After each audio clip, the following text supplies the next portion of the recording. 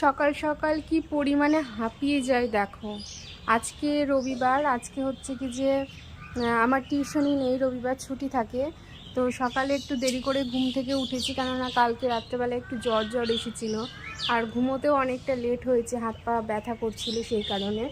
তো সকালবেলায় উঠে চাটা খেলাম, নিচে একটু ঘরদোর গোছগাছ করে ছাদে আসতে বললো মা। এই যে এরা ওপরে ছিল, ওপরে বলতে ছাদে থাকে না, থাকে সারাদিন, আর সন্ধ্যাবেলায় নিচে নিয়ে যায় বিকেলবেলায়। তো এই যে এদের খাবার এগুলো নিয়ে আসলাম, খেতে দিলাম এক এক করে। এই যে একটা ওর মা আছে ভেতরে, তিনটে বাচ্চাকে নিয়ে আসলাম, তাদের এই যে কলমির শাক, কফির পাতা, লাল শাক, গাজর, বিস্কুট, মুড়ি সব কিছু নিয়ে আসলাম। আর ওদেরকেও নিয়ে আসলাম। তারপরে এই যে গুড়গুড়ি, যাকে সবাই মানে পুচি বেশি করে কামড়ে দেয়, তো পুচি আগে এসেছিল, ছাড়া ছিল, ওকে দেখো একটু নিয়ে আদর করলাম, তারপরে এই ক্যারেটের মধ্যে ঢুকিয়ে দিয়েছি। আর এখানটায় কয়েকটা বিস্কুট ছিল নিচে, তো বিস্কুটগুলোও নিয়ে এসেছি, যে পাখি আর কাঠবেড়ালিতে খেয়ে নেবে বলে। ওই যে ওখানটায় গাছে কাঠবেড়ালি বসে আছে, খাচ্ছিল। আমি এখানে আসলাম, যেই দেখলো অমনি হচ্ছে কি যে চলে গেল। তো ওরা খাচ্ছিল, সেটা দেখানোর জন্য আরও আসলাম। তো এই যে গুড়গুড়িকে নিয়ে আছি, পুচি একটু থাকুক ভেতরে, তারপরে গুড়গুড়িকে আবার ছাড়বো।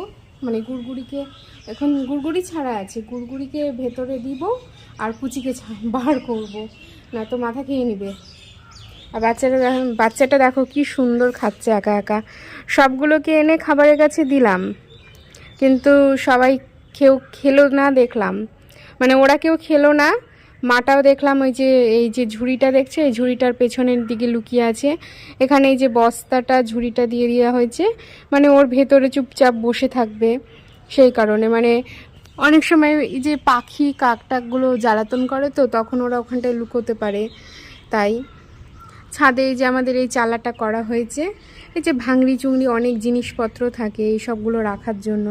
তো বর্তমানে তো ওইগুলোও আছে, আর এই যে খরগোশগুলো সারাদিন থাকে।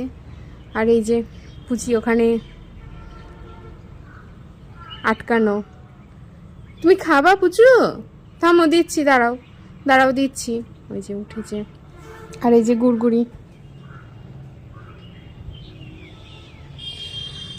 তো সকালবেলায় আজকে আমার এই রকমই ডিউটি, দেখি এবার কতদূর কী করতে পারি।